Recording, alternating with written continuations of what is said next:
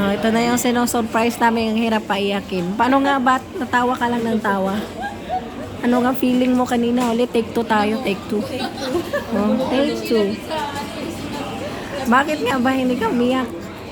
Wala, sanay na ako. Ah, ganun. Kaya nga ayaw ka na sana namin i-surprise eh.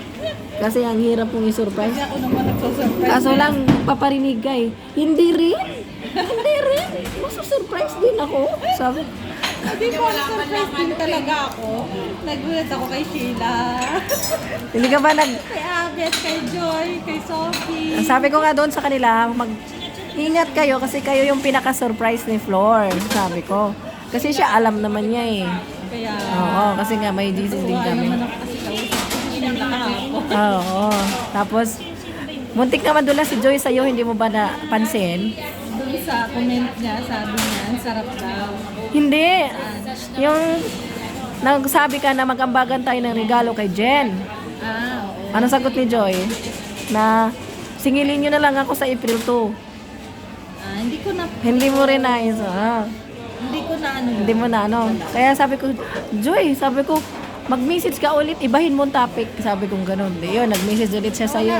Hindi ko isip yun. Wala. Ah. Hindi ko isip. So, hindi mo naisip yun. Sabi nga niya, sinilin mo sa April 2. Hindi Ah. na ako nagtaka. Hindi ka rin nagtaka, Kasi bakit? ang ano ko nga, magkikita-kita naman. Aha. So, hindi ka nagtaka, bakit ang aga ko nagtanong sa'yo? Kung anong plano mo? Na? Di ba, January pa nagtanong na nga ako sa'yo, anong plano mo sa birthday mo? Wala, hindi naman ano, kung di na nagano si Abet na kula mami na lang tayo. Hindi ako magpaplano. Kasi kaya ako nagtanong, kasi para alam namin kung anong gagawin, kung sa Venice ka ba o kasi nga gumawa na may plano na sila na pumunta dito eh. Sino? Kula mami. Sila, si Sheila na dito na lang. Kaso walang mahanap na bahay na matulugan. Mm-hmm. Kaya yan, kaya nagtanong na agad sa'yo. May Johan. Tsaka may Nay. Si, oo, may... Napasama lang daw siya. Buti nga na, napapayag ni auntie niya. Kaya salamat naman kay auntie at kay uncle.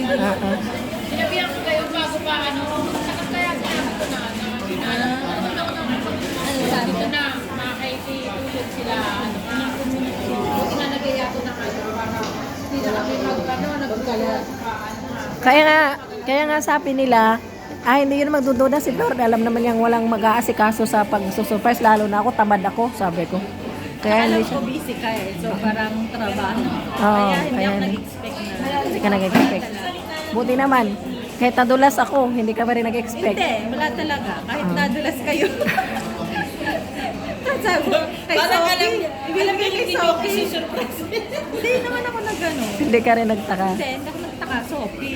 Hindi naman, basta. Kasi wala nga, lang. Hindi rin siya mag-aano kasi kami naman kausap ko si Jenna kanina. dito, taga magkano lang ang pambagay, taga-bigay lang kami.